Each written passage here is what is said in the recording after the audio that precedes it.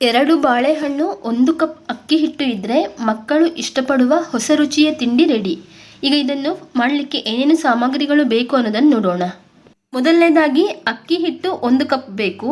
ಹಾಗೆಯೇ ಬಾಳೆಹಣ್ಣು 2, ಚಿರೋಟಿ ರವೆ 1/4 ಕಪ್ಪು, ಮೊಸರು, ತುಪ್ಪ, ಎಣ್ಣೆ ಹಾಗೆಯೇ ತೆಂಗಿನ ತುರಿ.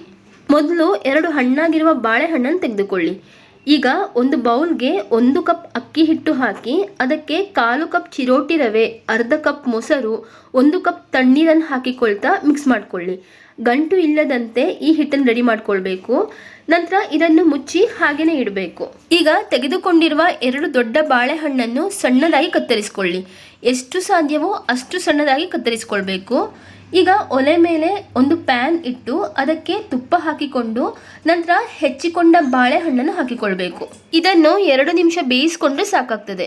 2 ನಿಮಿಷದ ನಂತರ ಅರ್ಧ ಕಪ್ ತೆಂಗಿನ ತುರಿ ಹಾಕಿ ಹಾಗೆಯೇ ಪುಡಿ ಮಾಡಿದ 1/4 ಕಪ್ ಬೆಲ್ಲವನ್ನು ಹಾಕಿಕೊಂಡು ಕಲಸ್ಕೊಳ್ಬೇಕು. ಈ ಬೆಲ್ಲ ಕರಗುವಷ್ಟು ಸಮಯ ಮಿಕ್ಸ್ ಮಾಡ್ಕೊಳ್ತಾ ಇರಬೇಕು. ಬೆಲ್ಲ ಕರಗಿದ ನಂತರ ಈ ಮಿಶ್ರಣ ಗಟ್ಟಿಯಾಗಲಿಕ್ಕೆ ಶುರುವಾಗ್ತಾ ಇದೆ ಅಂತ ಅನಿಸುವಾಗ ಒಲೆಯನ್ನು ಆಫ್ ಮಾಡಿ ತಣ್ಣಗಾಗಲಿಕ್ಕೆ ಬಿಡಬೇಕು. ನಂತರ ಸಣ್ಣ ಸಣ್ಣ ನೆಲ್ಲಿಕಾಯಿಯಂತೆ ಅದರಿಂದ ಉಂಡೆಯನ್ನು ಮಾಡಿ ಅಂಗೈ ಮೇಲೆ ಇಟ್ಟು ಸ್ವಲ್ಪ ಪ್ರೆಸ್ ಮಾಡಿಕೊಳ್ಬೇಕು. ಈಗ ನೆನೆಲಿಕ್ಕೆ ಇಟ್ಟ ಹಿಟ್ಟಿಗೆ ಅರ್ಧ ಕಪ್ ನೀರು, ಉಪ್ಪು, 1/4 ಕಪ್ ಸಕ್ಕರೆ ಹಾಕಿ ಚೆನ್ನಾಗಿ ಕಲಸಿಕೊಳ್ಬೇಕು. ನಂತರ ಇದಕ್ಕೆ ಕೊನೆಯದಾಗಿ 1/4 ಸ್ಪೂನ್ ಆಗುವಷ್ಟು ಅಡುಗೆ ಸೋಡಾವನ್ನು ಸಹ ಹಾಕಿ ಚೆನ್ನಾಗಿ ಕಲಸಿಕೊಳ್ಬೇಕು. ಈಗ ಒಲೆ ಮೇಲೆ ಪಡ್ಡು ಅಥವಾ ಅಪ್ಪಂ ಮಾಡಲು ಬಳಸುವ ಕಾವಲಿ ಇಟ್ಟು ಅದಕ್ಕೆ ಎಣ್ಣೆ ಅಥವಾ ತುಪ್ಪವನ್ನು ಎಲ್ಲ ಅಚ್ಚುಗಳಿಗೆ ಕೂಡ ಹಾಕ್ಕೊಳ್ಬೇಕು.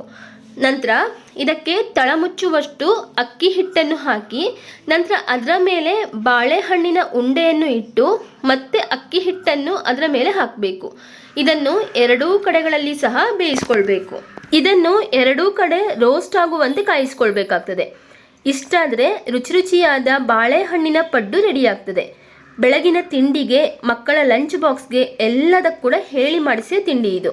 ಮನೆಯಲ್ಲಿ ನೀವು ಸಹ ಒಮ್ಮೆ ಟ್ರೈ ಮಾಡಿ ನೋಡಿ. ಶುಂಠಿಯ ಸಿಪ್ಪೆ ತೆಗೆಯಲು ಚಾಕು ಅಥವಾ ಪೀಲರ್ ಬಳಸ್ತೇವೆ.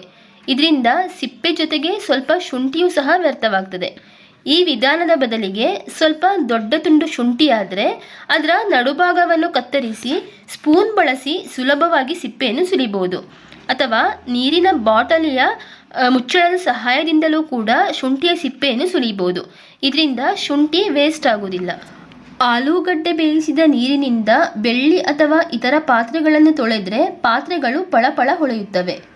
ಸಕ್ಕರೆ ಡಬ್ಬಕ್ಕೆ ಇರುವೆ ಬರದಂತೆ ತಡೆಯಲು ಸಕ್ಕರೆ ಡಬ್ಬದೊಳಗೆ 3-4 ಲವಂಗವನ್ನು ಹಾಕಿ ಇಟ್ಟರೆ ಇರುವೆಗಳು ಬರುವುದಿಲ್ಲ.